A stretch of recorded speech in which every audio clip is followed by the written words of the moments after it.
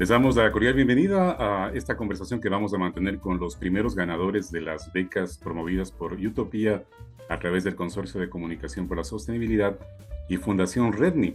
Estos trabajos periodísticos que lo que promueven es generar mucho más interés y sobre todo participación de los medios de comunicación en el abordaje mismo a profundidad de lo que es la desnutrición crónica infantil en el Ecuador.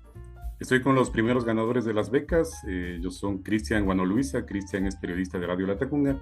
Y Andrea Orbe, ella es periodista de Ecuador TV. Cristian, Andrea, muchas gracias por estar en este espacio para conversar un poco sobre su experiencia de haber realizado estos reportajes periodísticos. Y quisiera partir de algo inicial. ¿Cómo fue el planteamiento de la hipótesis? Sobre todo, Cristian, y vamos en este orden, tomando en cuenta el orden de publicación que hemos hecho de los reportajes. Como decía Cristian Guanoluisa, periodista de Radio Latacunga, quien presentó sus reportajes sobre la desnutrición crónica infantil en los páramos de Huangaje. Cristian, bienvenido. Cuéntanos un poco lo que fue el planteamiento de la hipótesis para este reportaje. Muy buenos días, Javier. Muy buenos días, Andrea. Pues muchas gracias, ¿no? por la invitación y bueno, agradecido por estas primeras becas que se ha lanzado a Utopía Ecuador junto a Rendi, la fundación. La hipótesis que yo me planteé fueron, en primer lugar, los factores sociales y la falta de políticas públicas que podrían incidir en la desnutrición crónica infantil. Entonces, dado este caso, pues me acerqué directamente hacia Huangaje, que acá en Cotopaxi es muy conocido por la extrema pobreza, que es una de las parroquias, y sobre todo, entonces, si ya hay extrema pobreza, obviamente ese factor va a incidir en lo que es la desnutrición crónica infantil. Entonces, la falta de políticas públicas, pues la alcaldía misma, la prefectura y también la gobernación, que es la vocería principal hacia el gobierno de Guillermo Lasso. Entonces decidimos viajar hacia esta parroquia para conocer lo que está pasando con los infantes de ese lugar. Entonces, una vez llegado al sitio, una vez llegado al territorio, conocimos con la gente. Entonces decidimos pues adentrarnos un poquito más para conocer las historias personales de estos infantes, de cómo fueron detectados con la desnutrición crónica infantil. Entonces, las historias que fuimos conociendo sí son un poco desgarradoras, porque todavía la mesa técnica de la Secretaría en contra de la desnutrición crónica infantil que se creó en este periodo de gobierno, pues aún no llegan. Entonces hay algo que está faltando ahí. Tal vez, no sé por qué se están tardando, pero la gente, los infantes necesitan ya que esas mesas técnicas se acerquen. Entonces, en primer lugar, esa fue la hipótesis. De Ahora, conocer. Cristian, solamente para una cuestión, ir profundizando un poco más en el planteamiento de la hipótesis. Es decir, que en Huangaje ya se han desarrollado antes otro tipo de iniciativas. Ha estado siempre en el radar de llevar a cabo políticas públicas, pero solamente ha quedado quizás en planteamientos o en unas ideas desde la autoridad. Sí, como conocemos, pues varios medios de comunicación también se han acercado a esta parroquia, sobre todo por la extrema pobreza y también por la desnutrición crónica infantil. Las políticas públicas que se están planteando solamente quedan en papeles, como nos decían toda la gente de allá. No toman acciones inmediatamente, pues varios jóvenes también que viven ahí, que son los que más están adentrándose en su misma parroquia, como fue en el caso de un muchacho que nos acompañó y nos comentó que hay familias que en verdad les hace falta hasta la comida, pero las políticas públicas que los mismos gobiernos o la misma gobernación o la misma alcaldía que se plantean solamente llegan en campaña. Más de eso no se acercan nada más. Es recientemente que en estas campañas que ya se están para las elecciones del próximo año, solamente se acercan para las campañas que ellos están realizando. Pero después de eso la gente mismo dice que no viene. Para la misma desnutrición crónica infantil solamente vienen con unas raciones en campaña, pero después desaparecen. Ahora vamos con Andrea en el planteamiento del tema sobre los sáchilas. Cuando se revisaba en el comité especial que analiza las diferentes propuestas de las iniciativas periodísticas para llevar a cabo, llamaba la atención esto de los sáchilas, porque aparentemente es una comunidad en la cual quizás aspectos como estos no estarían tan marcados dentro de lo que es ya su desarrollo familiar, pero en el momento que vemos el reportaje encontramos situación totalmente desconocida. Andrea, ¿cómo se plantea la hipótesis para ir a trabajar en este reportaje en esta comunidad? Precisamente por lo que tú dices, Javier, habíamos escuchado, digamos, de manera general las cifras que se han producido en el Ecuador sobre desnutrición infantil, y que el gobierno mismo es el que menciona que son las comunidades indígenas las que tienen mayor problema o concentración de esta enfermedad. Entonces me llamaba la atención porque claro, cada vez que nosotros pensamos en comunidades indígenas siempre nos vamos hacia la sierra, o nuestro imaginario siempre es hacia la sierra. Entonces, justamente conversando con una doctora de Santo Domingo, previo a exponer la hipótesis, ella me comentaba estos problemas que tienen por la falta de acceso al servicio de salud en estas comunidades y sobre las costumbres que aún tienen súper arraigadas, como esto de pescar 3-4 veces a la semana dentro de la comunidad. Entonces ella me decía, si bien es cierto, la alimentación que ellos tienen y la conciencia que tienen de la lactancia materna es importante, aún hay parte de digamos, estas políticas públicas que tampoco se están gestionando dentro de esas zonas. Entonces me pareció súper interesante adentrarnos a esta comunidad que incluso creo que en el Ecuador es bastante, o bueno, por lo menos de mi parte, ignoro muchas cosas de las que han ocurrido en la comunidad sáchila como tal. Entonces me parecía interesante poder reflejar lo que también ocurre en esa comunidad indígena, y como vimos en el video, realmente es impresionante porque es un mundo totalmente diferente al que nosotros tenemos en ciudad. Adentrarse en una de estas comunidades indígenas y mirar cómo viven ellos ahí y cuáles son las afectaciones, como decía, comentaba con esta doctora, ella me decía que claro, nosotros tenemos aquí el índice de bebés, de pequeñitos que vienen con infecciones intestinales. Entonces yo no entendía, porque claro, en el desarrollo de la noticia también uno va entendiendo, entonces no entendía qué relación podía haber eso con la desnutrición infantil, pero evidentemente haciendo ya reportaje te das cuenta que es algo súper directo. Entonces el acceso al agua potable es realmente escaso en este tipo de comunidades, y fue hacer eso, digamos, que el periodismo refleje una realidad no tanto desde las cifras, sino desde la humanidad. A veces las cifras pueden parecer muy frías, son solo un número para muchas personas, pero adentrarse a este tipo de familias, de realidades, te hace reflejar un poco más sobre lo que ocurre en esos sectores.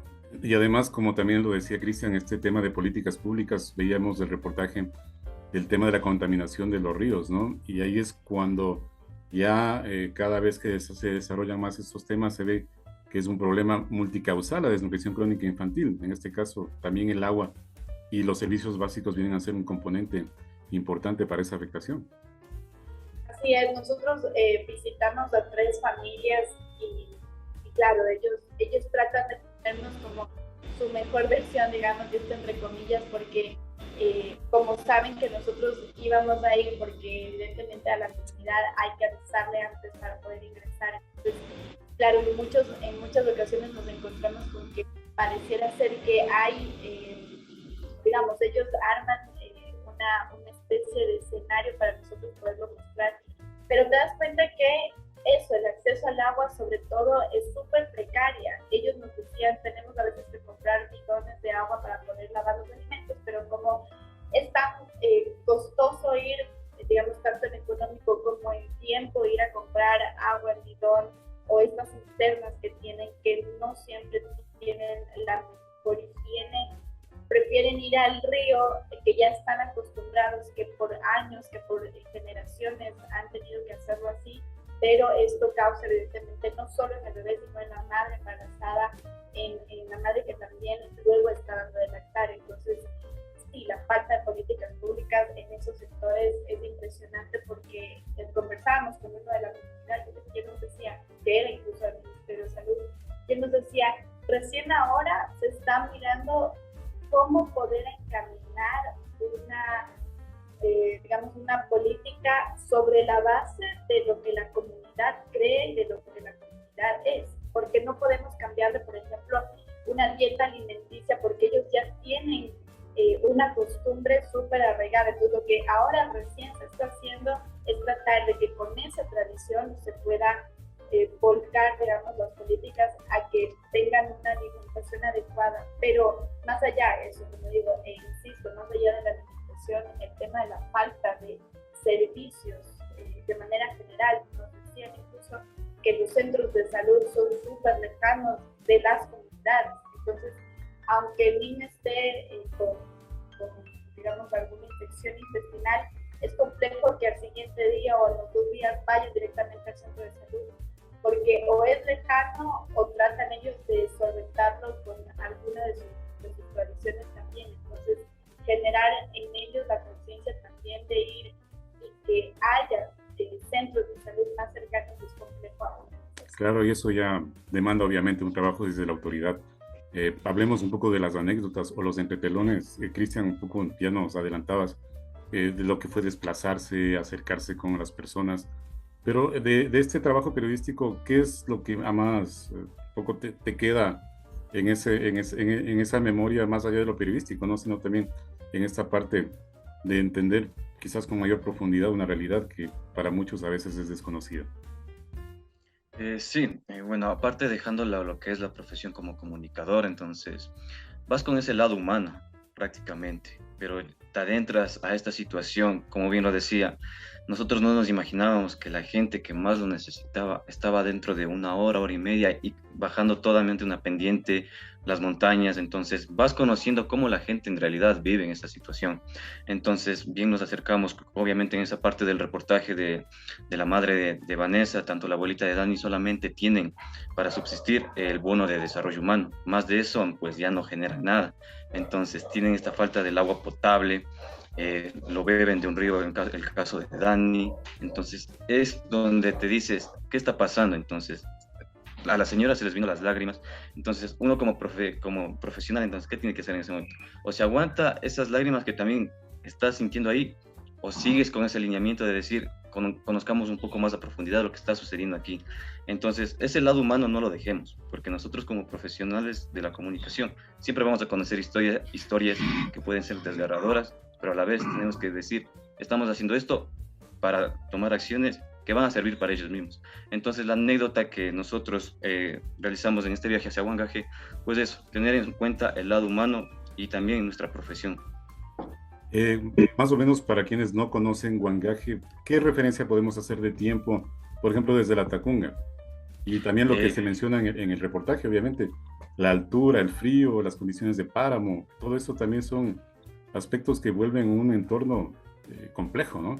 Sí, desde la Tacunga, pues nos viajamos en bus, no tuvimos otro tipo de transporte, nos tardamos con 2 horas. Salimos al mediodía y ya llegamos allá 2:30, a las 3 de la tarde, 3:30 ya cayó una fuerte neblina, la verdad, un frío tenaz, la gente ya prácticamente dentro de sus casas, allá no hay nada que hacer. 5 de la tarde la gente, eso es ya totalmente desolado. Ahí sí no hay gente, no haces nada, entonces se nos complicó un poquito también esto de realizar el reportaje ese mismo día, porque ya la gente no querían salir de las casas por el fuerte frío, entonces tuvimos que postergarla para el siguiente día. Entonces, 3.200, 4.200 metros sobre el nivel del mar sí es totalmente decir, wow, ¿hacia dónde estamos yendo? Entonces la gente también en los pequeños, al siguiente día nos decían, muchas gracias por venir, porque la verdad, no hay gente que la verdad haga una vocería. Y si vienen, pues solamente es, como les dije al principio, solo campañas, pero después desaparecen. En tu caso, André, ¿qué anécdota te queda de la reportería? De ahí te veíamos en las imágenes y claro, uno también como que se va adentrando en esa realidad, ¿no? Sí, como les comentaba, realmente fue salir de una burbuja en la que nosotros estamos sumamente acostumbrados. Y es literalmente reflejar que no todo está en las redes sociales, que no todo es, por ejemplo, no sé, Twitter, Facebook, sino que hay una realidad en el Ecuador muchísimo más allá, muchísimo más dura y que pareciera ser que nosotros la dejamos de lado o creemos que eso ya no existe. Llegar ahí, conocer, por ejemplo, al señor Aurelio, que fue quien nos recibió en la primera casa, y verlo tan normal, o sea, como si quieren acompáñenme a ir a pescar, teniendo todas sus cosas de ahí. El señor tiene alrededor de 84 años y se las sabía todas para llegar al río. Entonces, claro, es impresionante mirar ese tipo de cosas que pueden parecer muy normales para ellos, pero para nosotros nos sacan, nos sacuden un poco de la realidad. Tuvimos que caminar algunos minutos hasta llegar al río, pero es tal cual nos cuentan en los libros de chiquitos y que aún sigue existiendo esa realidad y que aún hay un montón de necesidades que puedes mirar ahí. O sea, es adentrarse y ver el mundo real en la situación en la que se encuentran muchas partes del Ecuador. Y claro, palpar esta falta de servicios básicos también es impresionante. Ellos, conversábamos con los niñitos, incluso se pusieron a jugar los niños, son tan felices dentro de la naturaleza, pero cuando vas más allá te das cuenta que realmente hace falta políticas públicas que a ellos les den total seguridad, no solo de niños, sino en su crecimiento, en su desarrollo. Incluso haciendo reportaje, algo que a mí me llamó muchísimo la atención es poder tener los talleres, porque si bien es cierto, a veces uno piensa que la desnutrición infantil puede ser una enfermedad más, sí siento que aprendí mientras lo hacía que realmente es una enfermedad que puede afectar no solo ahora, no solo a un niño de ahora, sino es el reflejo de una sociedad en 20 años, que a mí me pareció loquísimo esa cifra, o incluso saber que la inversión que se hace ahora de la nutrición infantil es una de las más altas en el regreso que tiene económicamente también para el país. Entonces, creo que hacer el reportaje me impactó mucho por todo lo que implica la nutrición infantil y por todo lo que pude también mirar y observar visitando a las comunidades indígenas. O sea, igual, claro, y eso también.